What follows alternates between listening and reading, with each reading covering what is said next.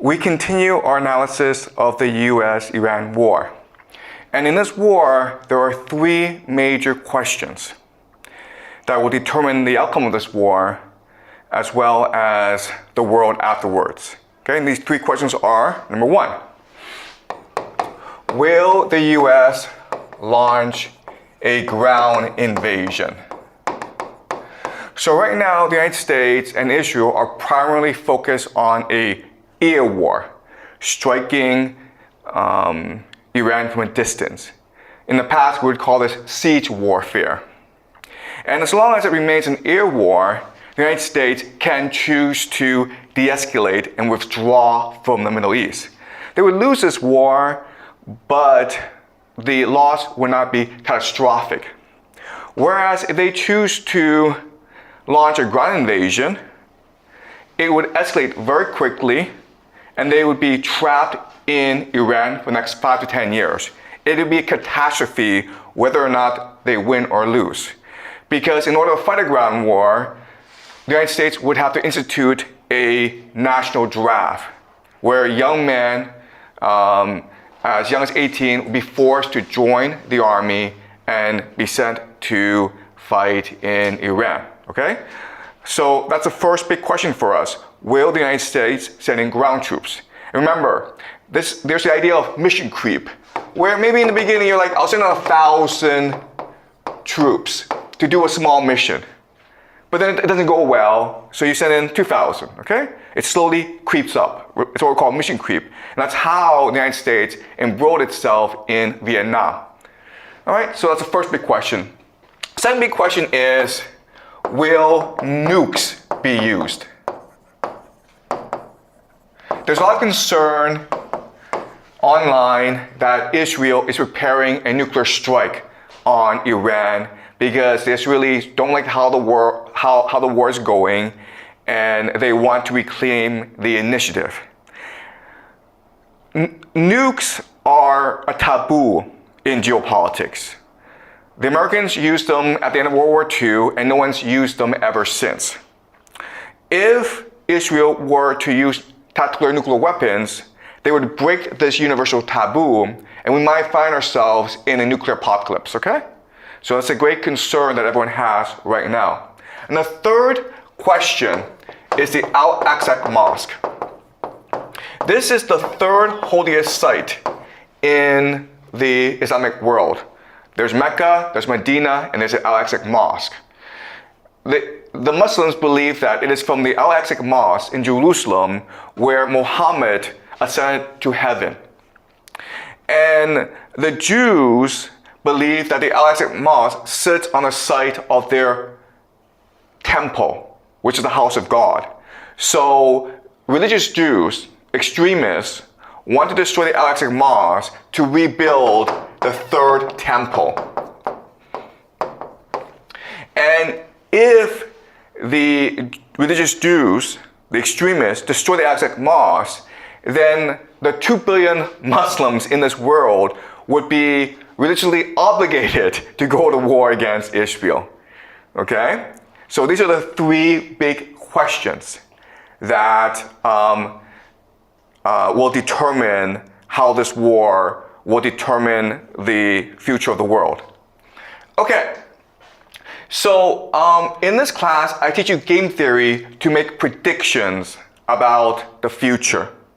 So right now, I'm gonna make 3 predictions, and then I will show you my analysis as to how I make these predictions, okay?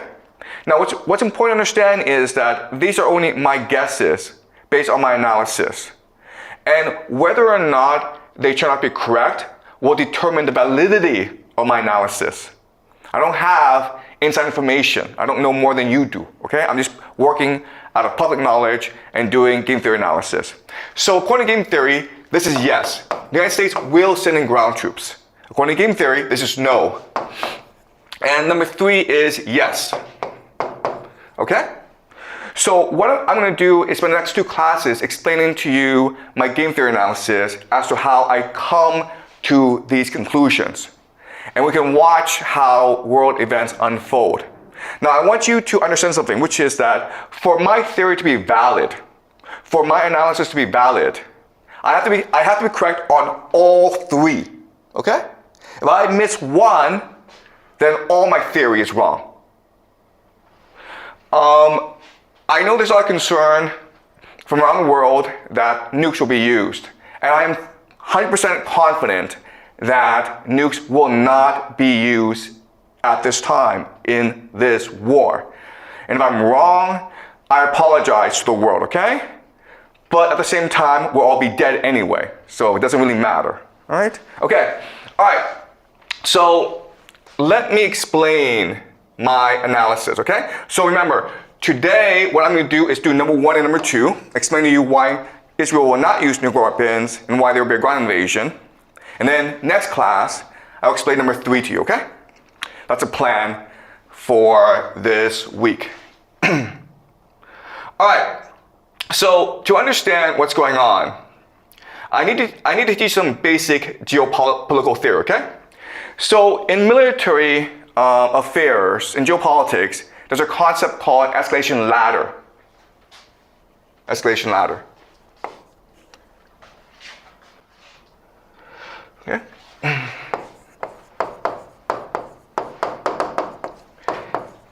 And the dominant theory is that whoever has escalation dominance has the most advantage. Okay, so what this means is, let's just say you and I get in a fight, okay? I have a knife, you have a gun. Well, a gun is more dominant than a knife. Therefore, you have a greater advantage over me, and therefore you should win, in theory, okay? And applied to this war in the Middle East, Israel and the United States have escalation dominance because they have nuclear weapons, and Iran doesn't. Therefore, the United States and Israel have a huge advantage over Iran, okay?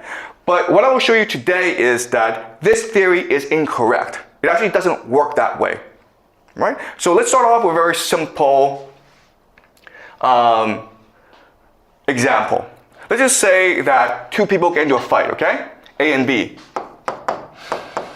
And how the escalation ladder will work is that maybe A and B run into each other, okay? And then A says, hey man, say sorry. And then B's like, it's not my fault, you say sorry, okay? So there's a conflict, and it's usually a very small conflict. No one knows why, and no one knows who's at fault, okay? So they start cursing each other, okay? So the first step is a conflict. Second step is they start cursing each other, right? Screw you, screw you. And then they might start pushing each other, right? Push, push. And then they hit each other, okay? Punch, punch. And then they start the fight. And then one pulls out a knife and the other pulls out a gun. All right? And then B shoots dead A. Fight over, right? Okay. So there are certain things that we need to keep in mind about this example. First of all, the fight is not contained in itself, okay? You cannot perceive this game as just one between A and B, who's physically stronger. There are other players involved as well. Okay, so for example, there are spectators or friends. There's a crowd watching you, okay? This is important because there's also the police, right? Eventually the police will come, the government, and they'll ask people, hey, what happened, man? Whose fault was it, right? And also, for people who are religious, there's also God, right?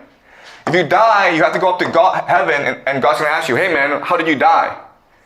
So you have to explain how you died, all right? So in other words, in this escalation ladder, there's 3 factors that you have to consider that drive people up this escalation ladder. These 3 factors are, of course, emotions. Second is power. And the third is reason or logic. Okay? And what drives people up is adrenaline. In other words, it is impossible to skip the escalation ladder, right? You don't go from like, hey, screw you, to like the guy pulling out a gun and shooting you, okay? You have to go up step by step by step because adrenaline is rushing in your system. And this adrenaline, it's making you more angry, but it's also making you stronger and more resolved. And it's also telling you how to fight this battle, okay? And the thing to remember about this is really important, is that it's not about how fast you climb up the escalation ladder, okay? If you get too angry and you overreact, then you are at fault, right? What you want to do is climb it up strategically, and that means you have to remain calm and controlled. Because if you remain calm and controlled, you have 3 advantages over your opponent. The first is focus, second is clarity, and the third is focus, you're clear, and resolve, okay? Sorry, resolve. Okay? What this means is that you know what you're doing, you have a strategy, you're clear about how to achieve your strategy and your goal, and you are determined to achieve it, okay? But in order to have all 3, you have to remain calm, and therefore you need to control yourself as you climb up this escalation ladder. Because remember, it's just not about being your opponent, it's about justifying yourself to your friends, to the police, and to God as well. Because you might hit that person, he might go to hospital, and you've won the fight, but then you go to prison for 10 years, in which case you've lost the fight, okay? All right? So the main idea I want you to remember is this, and this is the law of escalation.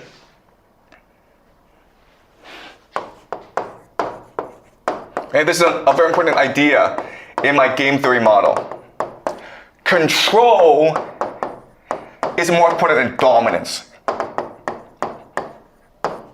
Okay? Control is more important than dominance. Why? Because control is the idea of calibration. Calibration means that you time or you structure or you strategize your response in a way that helps you achieve your strategic objective. Okay, you're not just throwing punches, you're throwing a punch in a certain way that allows you to defend yourself, that strikes fear in the opponent, and also allows you to seem as the good guy among spectators. Okay, and then when the police come, you can justify why you threw that punch in a certain way to the police so that you don't go to jail. Okay? All right, so another way of saying this is that calibration is ultimately about strategic flexibility. And the idea of strategic flexibility is, in a fight, the person who has the most options, the person who has the most flexible strategy will usually win the fight, okay? This is a law of escalation, and I'll explain to you how this applies to the US-Iran war, okay? All right, so before I actually talk about the war, what I want to do is do a thought experiment to examine how we can understand what's going on between the United States and Iran, okay? So let's do a thought experiment. And the thought experiment is this. Let's just say that there's a bully, okay? And he's the biggest guy in the school. And he has a gang, okay? These are his friends. And there's like maybe 4 of them.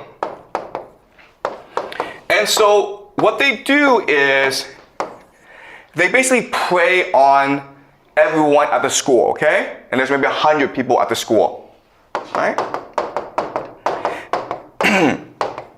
And so what they do is they make everyone in the cafeteria pay a tax. Okay, if you want to go in the cafeteria and eat, you have to pay a tax. Maybe $1, who knows, okay?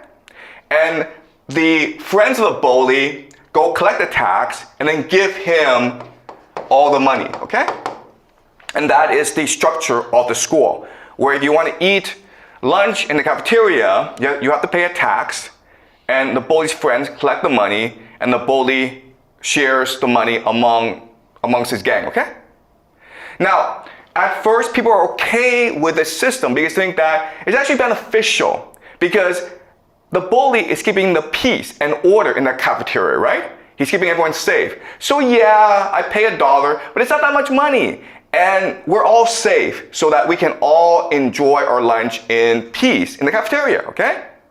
But then what happens over time is that the bully gets more and more arrogant because he feels invincible. Everyone just obeys him. So he develops the idea of hubris.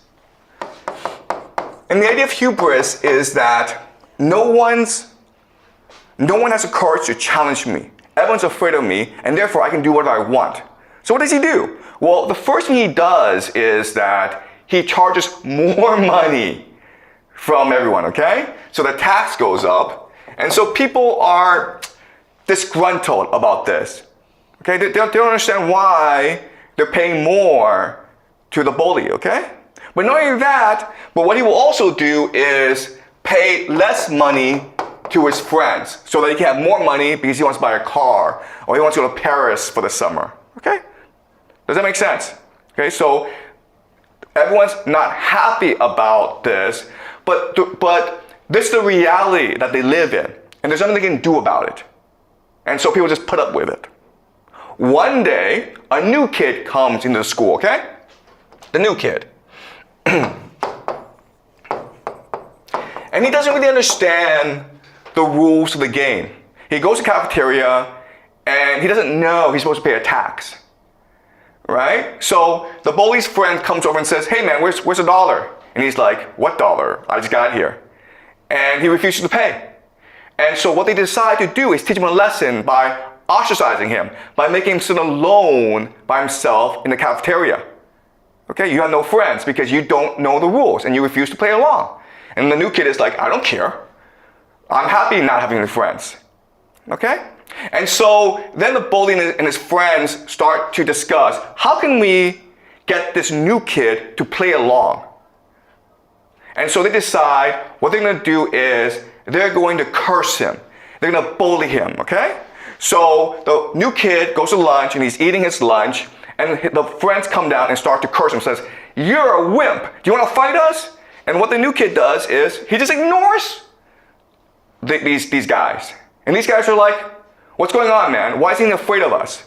And slowly what happens is that the other people, the other kids recognize that, wow, maybe it is possible to rebel against the bully. Maybe it is possible not to pay these stupid taxes. And so they start talking to him secretly, okay? They give him presents, they start to smile at him, they say hi to him, okay? But the new kid just ignores everything, right? And then the friends are like, you know what? We don't actually benefit this much from this relationship anyway. Maybe if we appoint this new kid as the new bully, the new boss, he'll treat us better. And then you have other friends who are like, you know what? This bully, he's fat, he's ugly. Maybe I should be the boss, okay? So just because a new kid comes in, doesn't know the rules, and he's willing to challenge the reality, challenge the assumptions, the values of this cafeteria, now there's dissent. Now there's rebellion going on, okay? And different people are talking to him and trying to form alliances with him. But what he does, and it's really, really interesting, is that he just ignores everyone and keeps focused, okay? And then one day, the bully's friend comes over and says, you know what, you're a wimp. And the new kid finally says, I'm not afraid of you, okay? And then this friend goes back and tells his boss, hey, this new kid said, he's not afraid of you, man. What are you going to do about it? And the bully gets really angry and says, I'm going to go punch his face, okay? So the bully goes in front of the new kid and says, if you don't apologize, I'm going to punch you in the face. And the new kid's like, what did I do wrong? What should I apologize for? And the bully's kind of confused, so he goes away, comes out the next day and says, you apologize now, man! And the kid's like, okay, for what? Tell me to apologize for what? And this goes on for a long time, okay? And then eventually, the bully gets so pissed off that he punches the new kid in the face, okay? So he started it. The new kid, he's hurt, but he decides to punch the bully back in the face, okay? And the bully's stronger, so he beats the bully up. So he beats up the new kid. But what's happened now is that everyone in the school has seen that the bully is not that strong. Everyone's seen that the bully is actually pretty weak. And so they recognize that, hey, if we stand alongside the new kid, we can beat the bully. All right? And eventually what happens is the bully is defeated. Does that make sense to you guys? All right, so certain things to understand is that, yes, the bully has escalation dominance because he's stronger and he's the biggest kid in the school. He can beat up everyone. But what wins the fight is control. What wins the fight is calibration, strategic flexibility. The fact that the new kid has many different options and he's picking the option that is most strategically advantageous to him. Okay? Now, and what you will notice from this example is the bully doesn't have that many options, actually, because he needs to maintain the idea of face or credibility, right?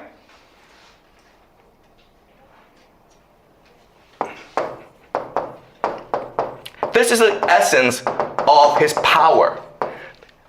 His power lies in the fact that if you do not listen to him, if you do not obey him, he will come and beat the crap out of you. Right? That's credibility. And but the moment that you show that it's actually not that big of a deal to be punched by him, he's not that strong, then he loses all credibility. Okay? Which means that he either retreats or he's forced to strike harder, to kill you. Okay? To maintain his credibility. So another way of saying this is that by calibrating your movements strategically, you can manipulate the bully into self-destruction. Does that make sense to you guys? All right? Any questions? Okay, so that's a theory. All right? So now what we're going to do is we're going to apply this theory, the law of escalation, to what's happening in the Middle East. Okay? We're going to do that by looking at the escalation ladders of both Iran and the United States. All right. Okay.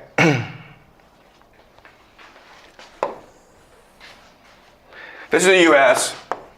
This is Iran. Okay. So let's look at their escalation ladder. So the first thing the United States does, of course, is something called decapitation.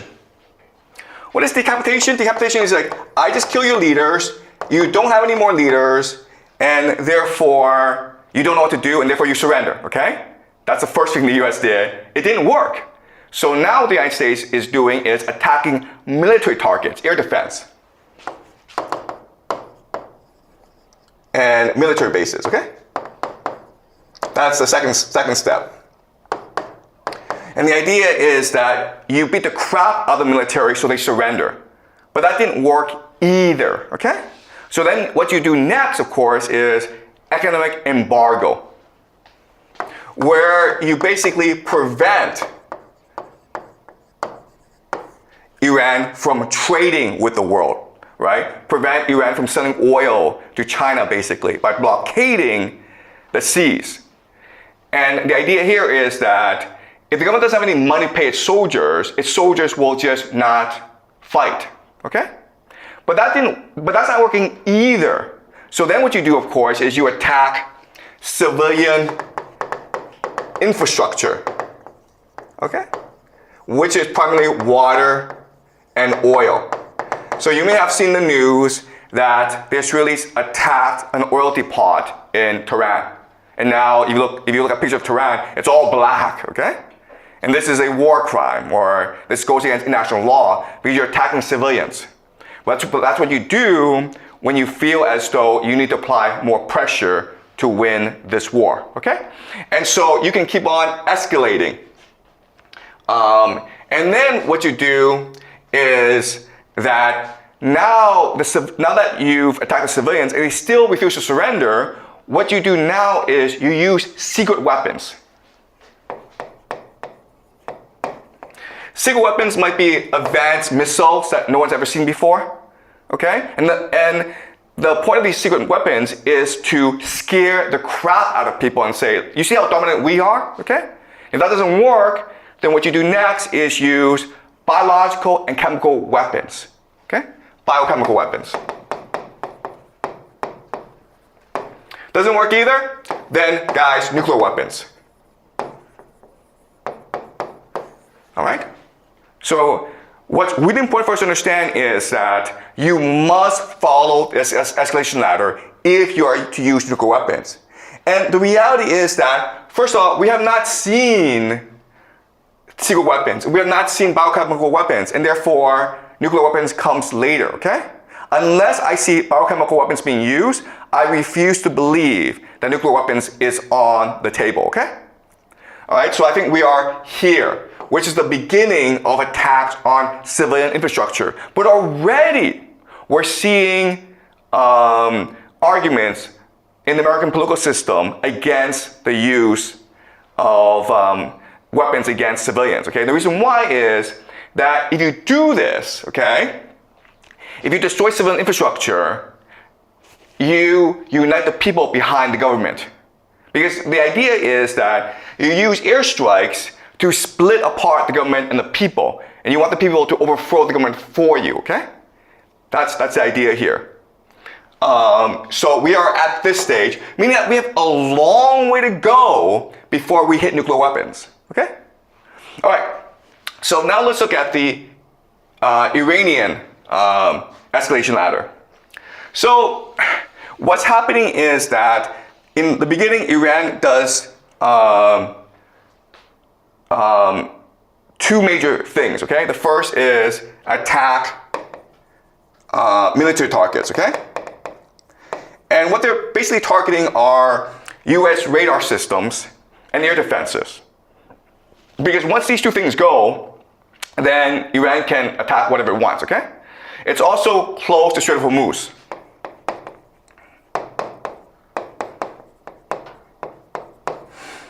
All right? And by closing the Strait of Hormuz, you put pressure on the economies of the GCC, as well as East Asia. The hope is that by blockading the economies, the GCC, UAE, Saudi Arabia, Bahrain, Qatar, Kuwait will put pressure on Donald Trump to end this war as quickly as possible. Also, East Asia receives most of its oil from the GCC, from the Strait of Hormuz, right? So China gets about 40% of its oil, Japan gets 75%. That's a lot of oil. So the hope is that these countries will put pressure on the United States to end this war as soon as possible, okay? So that is the Iranian strategy. But if they're forced to go up the escalation ladder, what will happen is this. If you attack their economy, they will attack your economy as well, okay? With missiles, basically targeting oil fields.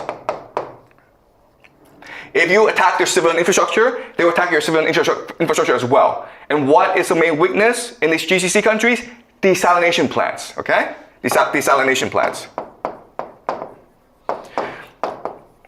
And that's it, okay? That's the extent of the Iranian escalation ladder. Because it doesn't have nuclear weapons. It doesn't have biochemical weapons. Okay? It doesn't have intercontinental missiles that it can target the United States with. So, as you can see, the US and Israel have escalation dominance because it can go way up higher in the escalation ladder than Iran. But that's the wrong way to understand this, okay? Because if you look at their strategies, Iran has much more flexibility, much more calibration than the United States, okay? When the United States attacks you, it's pretty blunt. But look, if I close off the Strait of Hormuz, I can be strategic in how I close the Strait of Hormuz. For example, if you're a Chinese ship, I'll let you pass.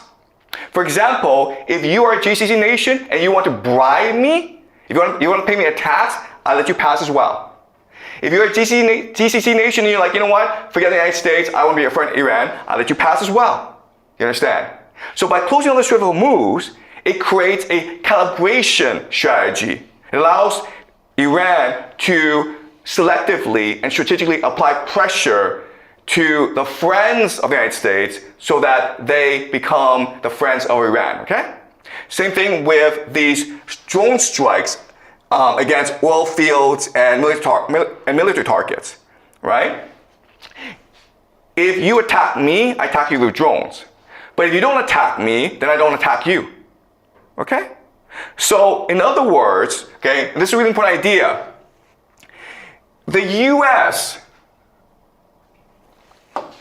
and Iran have different military decision trees. Okay? All right? So let me explain how. Because the United States and Israel, they're just attacking Iran. Okay? And they attack with air power, so that's very blunt. Right? Okay? So you go from one step to the next, to the next, to the next. Okay? This is the classic escalation ladder. Iran is not like this. Their decision tree is different, okay?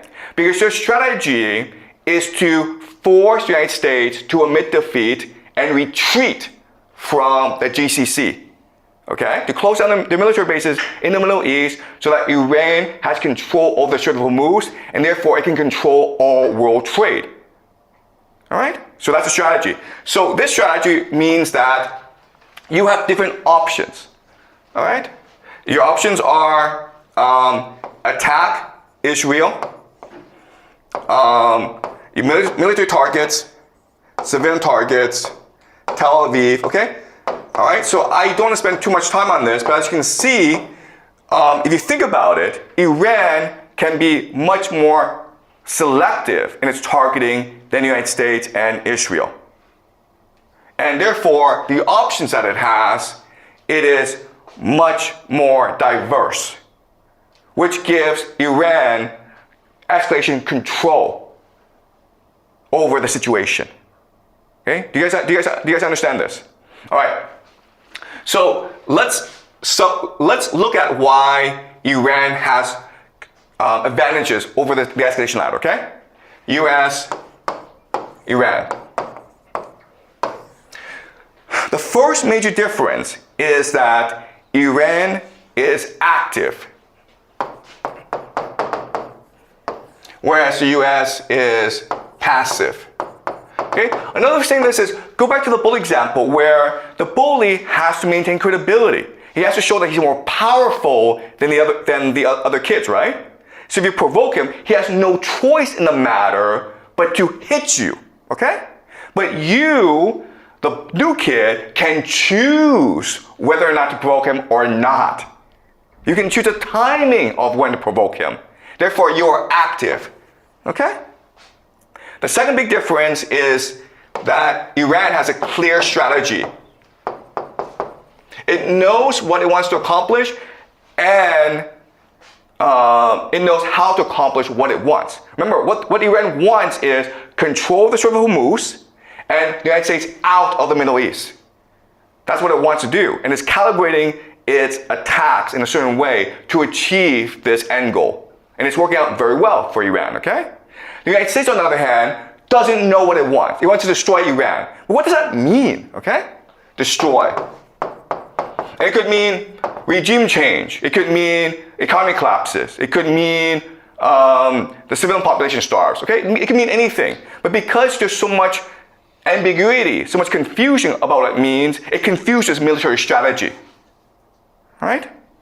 And the last thing is, of course, is that Iran is flexible and the United States is inflexible.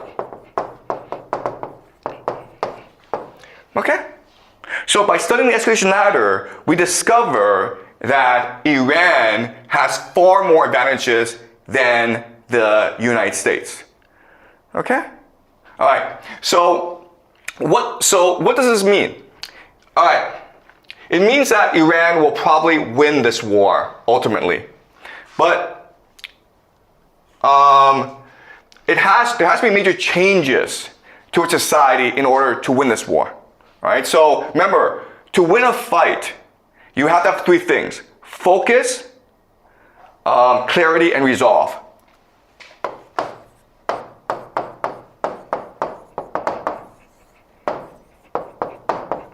All right? You have to know what your purpose is. You have to know how to achieve it, and you have to be determined to achieve it. Okay? So what does this mean for the Middle East? What does it mean for Iran? Well, first thing is focus means unity, meaning that you have to unite your population, which means basically crushing all dissent. We can't argue anymore. We have to unify for a purpose, okay? The second thing, clarity, is to censor people, censorship. And we're already seeing that in Israel, where you're not allowed to film military strikes, okay? If a drone comes and attacks Tel Aviv in Israel, you cannot film that and put on social media, okay? The government will come and arrest you. Same thing in Dubai. You cannot show Dubai being attacked, okay? So massive censorship going on. And resolve just means militarization, where the Middle East moves towards total war. Total war just means that every citizen now is recruited into the war effort. It just means that the entire economy is geared towards war, okay? And one last point I'll make is this. What we need to understand about the escalation ladder is that as it moves up, we have to remember that this war is being fought multidimensionally, okay? What does that mean? It means that the military is just one dimension, but there are four major dimensions. There are others, but let's focus on four major dimensions, okay? The first major dimension is narrative. Narrative is just basically world opinion. Second is political. Political just means the relationship of nations to each other. The relationship of the government to the people, okay? Political. The third dimension is economic. And the fourth is military. And what's really important to understand is that the military dimension is probably the least important. There are other dimensions that are much more important. Therefore, these four factors determine how the United States and Iran move up the escalation ladder, okay? Because your purpose is to control the narrative and justify why you're doing what you're doing. Political means you still have to maintain good relations with other states, right? So as the United States is fighting this war against Iran, the United States is still talking to China. The United States is still talking to Russia, okay? So that discussion, that political discussion, determines the contours of this fight. Economic means that as this fight is still happening, nations are still trading with each other. And that factors into how the military is fought. Okay? Does that make sense? So I know this is very complicated, but you need to understand how complicated war is. It's not as simple as saying, you know what, let's nuke that guy. It doesn't work that way. Okay? There are a lot of constraints. There's a lot of factors, a lot of stakeholders involved to constrain the use of nukes. Okay? All right. So let's now discuss ground troops. All right. The first question we look at is, will ground troops be used? And the answer, unfortunately, is yes, they have to be used. And it has to do with how the military works, okay? Of how wars are fought. Basically, when you fight a war, you have to have a correct cost pyramid, okay? And the most simple cost pyramid, okay, is this. Infantry, soldiers, okay? All right, they're at the bottom. Why? Because they're the cheapest. What's above them? Armor, okay? Artillery, tanks. They're more expensive to produce. You need more resources, you need more time. Then you have naval, right? Then you have air. Okay, does that make sense? This is the cost pyramid. And cost pyramid is just a question of like, how much energy, how much time, how much resources do you need to produce a certain product, okay? It costs you very little to produce a soldier, but it costs you a lot to produce an airplane. And this is important because wars are usually wars of attrition, meaning that you have to put all your resources into winning the war, okay? So this is just production capacity. And this is the most standard model that you have of a cost pyramid for a military war. Okay, does it make sense, guys? The problem is that the United States have an inverse pyramid. Okay? Meaning that air is what's dominant, then naval, then armor, then soldiers. You can't fight a war like this. I mean, the moment you choose to fight a war like this, you've lost the war. Because you either take out the country in like 2 days, or you scoot over, because you cannot replenish your forces.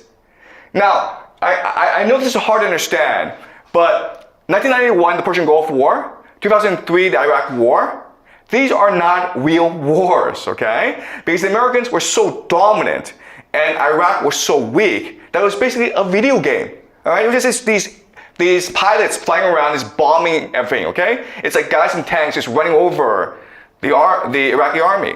Those were just video games. But this Iran thing is a real war. And therefore, you cannot fight a war like this. If you want to win this war, the only thing you can do is return to a realistic cost pyramid. You don't have a choice in the matter, right? Because again, your cheapest product are soldiers, right?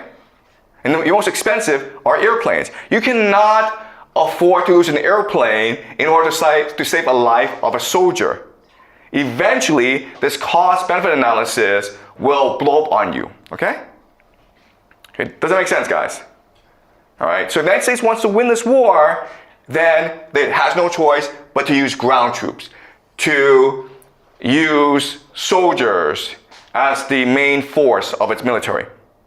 Any questions so far? All right. Okay. Now the question then is, will the United States use ground troops? I already said that if the United States is to win this war, it has no choice but to use ground troops. But will the United States use ground troops? And a lot is determined by the game theory strategies of the different players, okay? So let's look at the 4 major players in this war.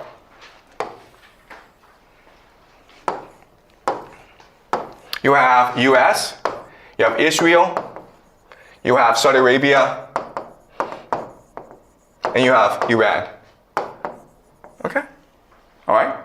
So, the United States and Iran, they're pretty easy to understand. What the United States wants to do is destroy Iran.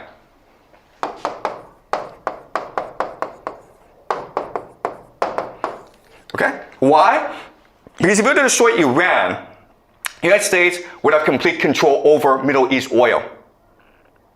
And it would control global trade through the Strait of Hormuz. And therefore, the United States can maintain its empire, okay? So a really simple objective. Let's destroy Iran. We don't care how, we don't care why, let's just go do it, okay? Iran has another strategy, which is control Strait of Hormuz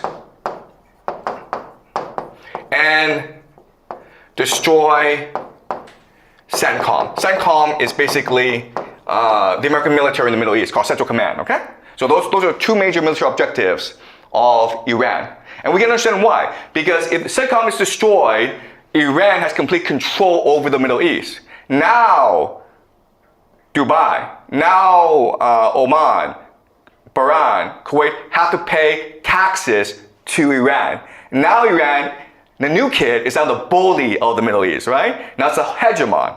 That is the political objective of this war. Okay? Israel is a bit more complicated. All right? For Israel, sorry. One other thing is humble Israel.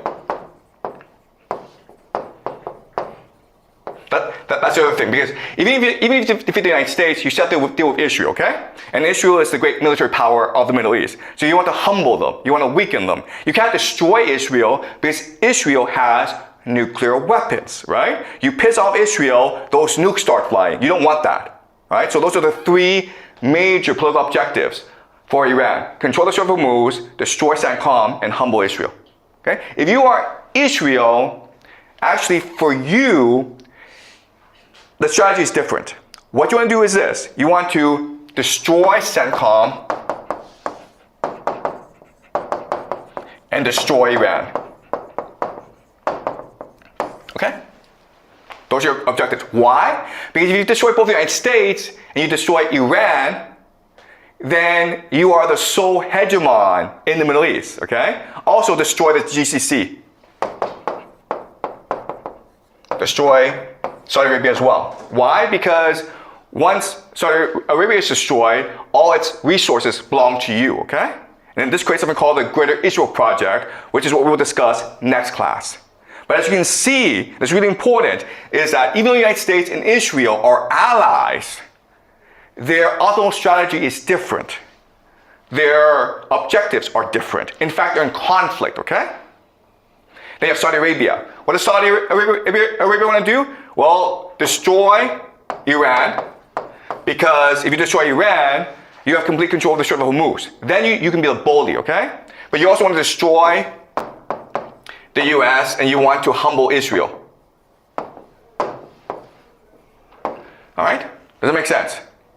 All right? So by understanding how each player perceives the game, we can now understand how they will go about their strategy, right? So the United States just wants to destroy Iran. But as you can see, Israel, Saudi Arabia, and Iran all want to destroy the United States. And how do you do that? You do that by forcing the United States into a long ground war, right? Therefore, if you're Israel, you don't want to use nukes. Why? Because nukes would end the war too quickly. You want to drag this war out as long as possible to force the United States to send in ground troops. And then you're like, well, why doesn't the United States use nuclear weapons? And the answer is already told you, the escalation ladder. It needs to justify itself to the people, okay? When you do anything, all right, when you do anything,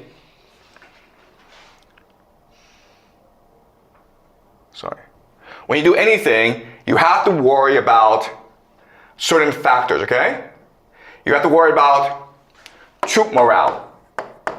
Your soldiers have to believe that they are fighting for a good cause, okay? You have to worry about public opinion. You have to make sure that the world is on your side. You have to worry about politics, political will. You have to make sure the people are unified, and you have to worry about enemy morale. You don't want to piss off your enemy so much that they go into an extreme, they jump the escalation ladder to extreme beyond your control. Okay, does that make sense? Okay, so as you can see, war is extremely complicated. It's not just about weaponry. It's not just about resources. It's ultimately about controlling the narrative, controlling the political landscape. Okay, marshaling the resources in a proper way that is strategically beneficial. All right? Does that make sense to you guys? Okay, so yeah, so we just answered two questions. Will the United States use ground troops? Yes, it will, because Iran, Saudi Arabia, and Israel will work together to force a ground invasion, even though the United States doesn't want to do so. But unfortunately, the United States doesn't have a clear, coherent strategy. It's passive. Therefore, it can be manipulated into sending a ground invasion, okay? And the second question is, will Israel and the United States use nuclear weapons? And the answer is no, because it's not in their best interest to use nuclear weapons. Okay? Israel wants the United States to lose this war. And so that means a long war that destroys the American political will to fight any more foreign wars. If America loses, Israel becomes the dominant power in the Middle East. Okay? And so the last question is, the Al-Aqsa Mosque. And we'll answer that next class on Thursday. Any questions?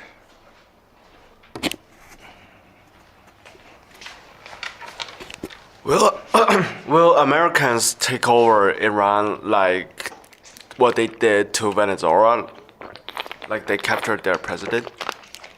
Okay, look, the strategy in the beginning was to do a Venezuela in Iran. Meaning you go in, you kill the leader, a new leader emerges, negotiate with you, and surrender to you because you're too powerful, okay? But Venezuela and Iran are two very different countries. The Venezuelan elite is very pro-American, meaning that their wealth, their children, their family is stored in America. Therefore, the Venezuelan elite have a vested interest in negotiating a deal with America to protect their own interests. But for 40 plus years, America has sanctioned the Iranian elite, and Iran has become poor and angry and disgruntled because of that. Therefore, they lose nothing by fighting you, okay? So even though you've killed the supreme leader, and you've killed many of their leaders in fact, the elite themselves are unified in opposing you. Okay, does that make sense? Okay, any more questions? Yep. Alan? So, I in fact have a question about the motivation of U.S. to involve in this war. Like, as you said, that U.S. want to control all the oil, so like they must destroy Iran. But I think this is like a little bit confusing because I think U.S. know that this war is really highly risk and it can potentially even like destroy the whole systems. So why U.S. risk the risk of like whole system collapsing to like control the oil that Iran had? Okay, all right. So this is the key question that everyone's arguing about. Quite honestly, we're going to argue this for the rest of eternity, okay? We're going to argue this for eternity because like no one knows. And there's never going to be a clear answer. In fact, there are multiple possibilities, okay? What I'm going to do today is offer you the most simple explanation. In the next class, I will offer you a much more complicated explanation, okay? But the simple explanation is this. Again, this goes back to military doctrine, how the United States military works, okay? And the military doctrine is prevent the heartland from arising, right? So the United States is here, this is Europe, this is Russia, this is Iran, India, China, Japan, this is Middle East, and this is Africa. All right, so the American military doctrine is this. The greatest threat to American power is the heartland unifying, okay? Why? Because if the heartland unifies, it can trade by itself through railways. But America is primarily a naval power. Therefore, it requires people to trade by sea, okay? And so its strategy is to make sure there's never any cohesion in the heartland. Either by making sure that no great power arises in the heartland, and that's why America went to war in World War I and World War II, because there's a great fear that Germany would conquer the world, or Europe, and Asia, and create the heartland, okay? Therefore, America had to stop Germany from rising. So you either make sure no great power arises, or you create so much conflict that they're always fighting each other. And that used to work before, okay? Now, there's a problem. The problem is the BRICS nations. Russia, Iran, and China are coming together. And if they come together, guys, that's a major piece of the heartland. And everyone else, Europe, Middle East, Africa, India, would probably follow, okay? Because it is easier to trade in the heartland than it is trade with America, especially with the US dollar declining, right?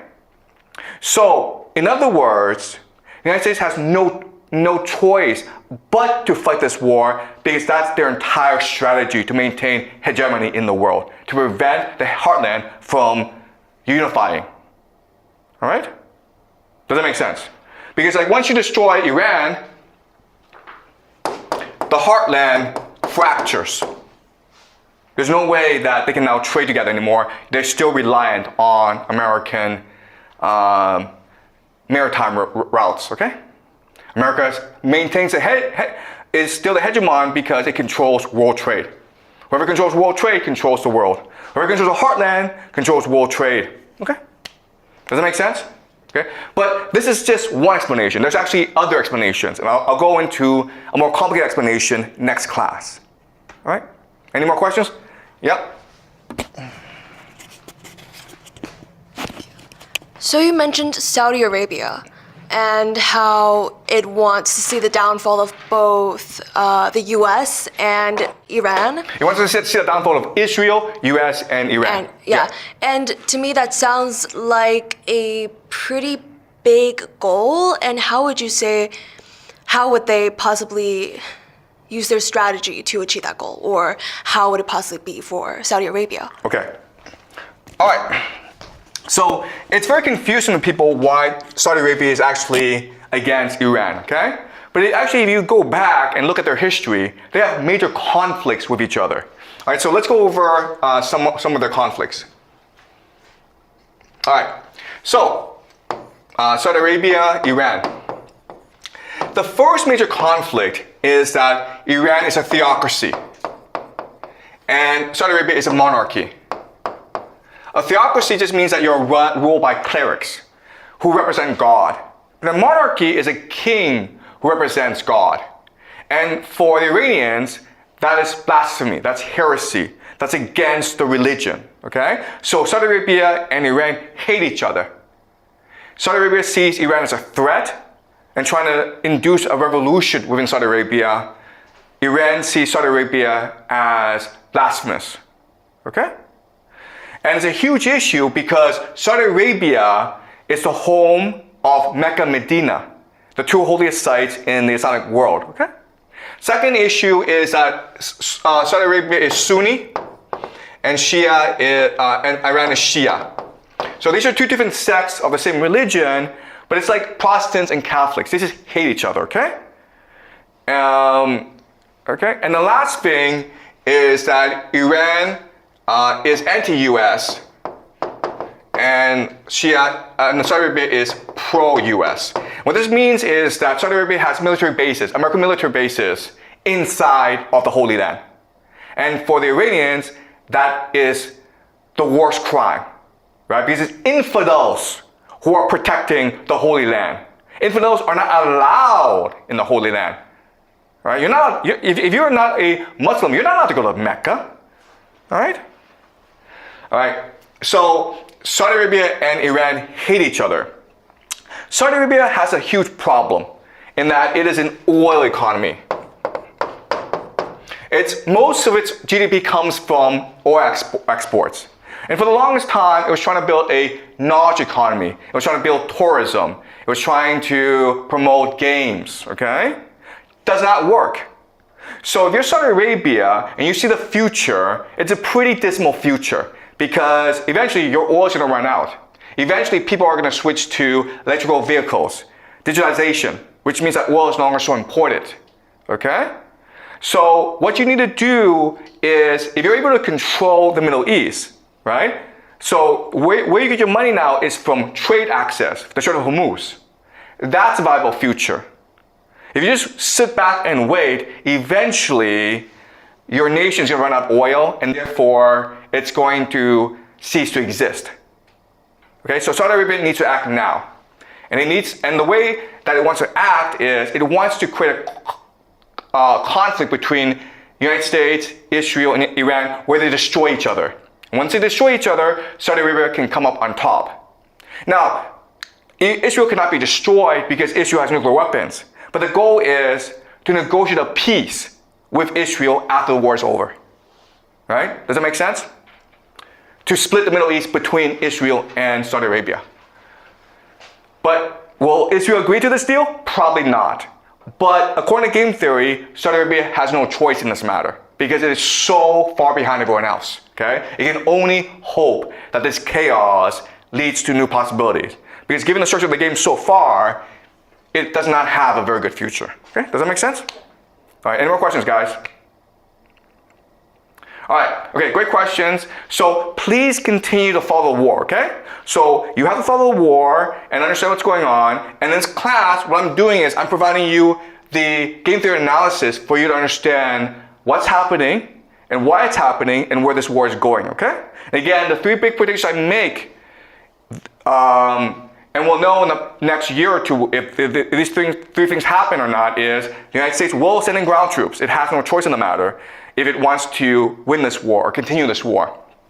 There will be no nuclear weapons being used. Again, I will apologize to the world if nuclear weapons are used, okay? The third is that the Al-Aqsa Mosque will be destroyed at some point. And it's something that I will talk about next class.